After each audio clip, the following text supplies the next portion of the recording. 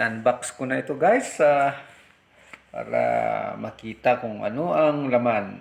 Ito po ay roof rack. So tara, buksan na natin.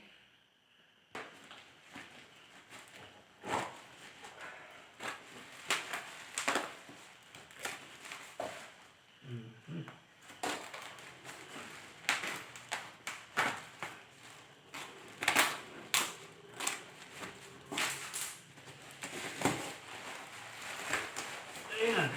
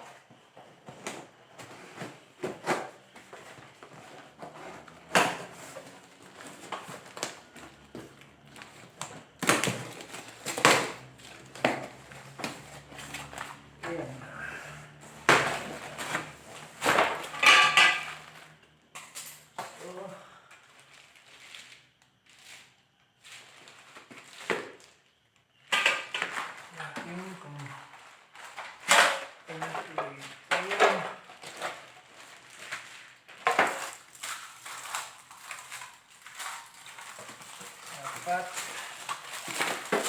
ano to? Nasa loob.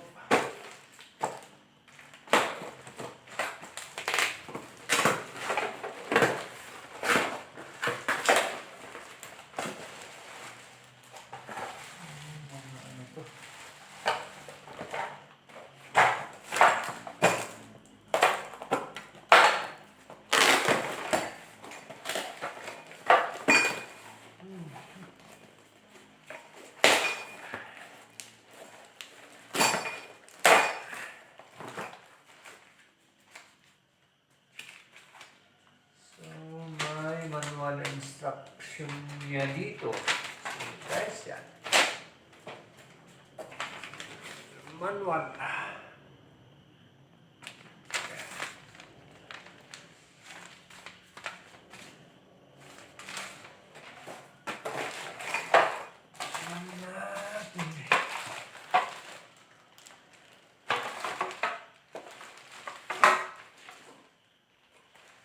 Bali pa lang in-order ko is, ang size ito is maliit lang, yung pinakamaliit na size. So, 30 by 38 inches. So, ganyan lang to. Ganyan. Ganyan lang. Ang pinakamalaki is 50 by 38. May 38 by 38. So, ito, 30 by 38. Tignan ko muna. Check ko lang muna. So, ayan guys, hanapin ko muna kung saan yung mga dapat magkukonekta dito. So, alam ko, ito yung crossbar. At ito yung mga may lagay dito sa parang ganyan. Ganyan siya. So, mamaya natin i-assemble itong crossbar niya. Unahin ko muna itong mismong carrier niya na ibuo. So, medyo hinahanap ko pa kung alin yung magkakaparis.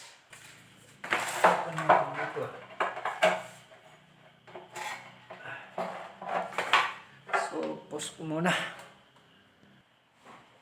So, ganito. Okay, nakuha ko na yung magkakaparihas. So, ito. Nabuo na yung square niya.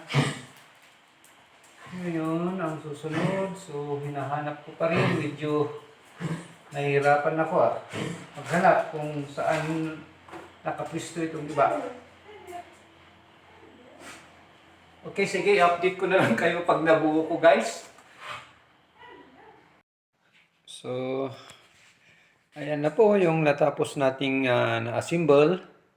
So, ganyan na ang naging kabuuan niya. So, ayan.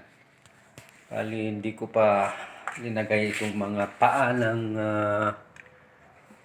crossbar niya dito. Tsaka itong takip. Takip dito sa mga panaka-end ng crossbar. Yan. Yan. So, apat-apat yan.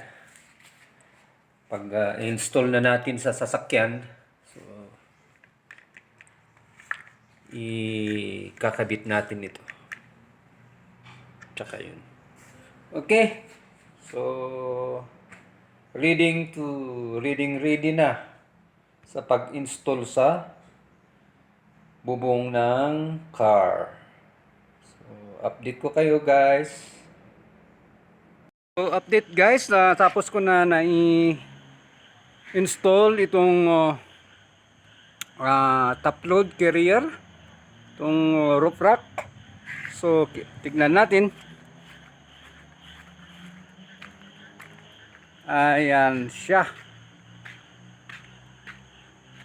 So, yan na guys.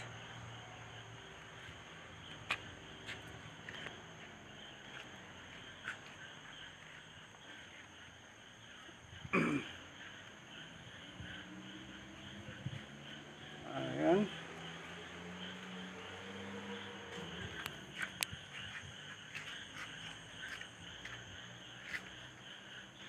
So, ayan. Ganyan.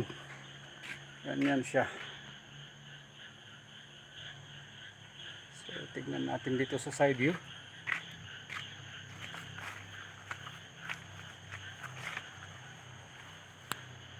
Ayan.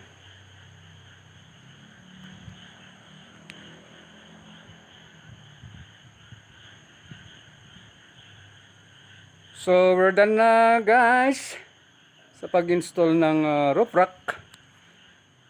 So, maraming salamat. See you.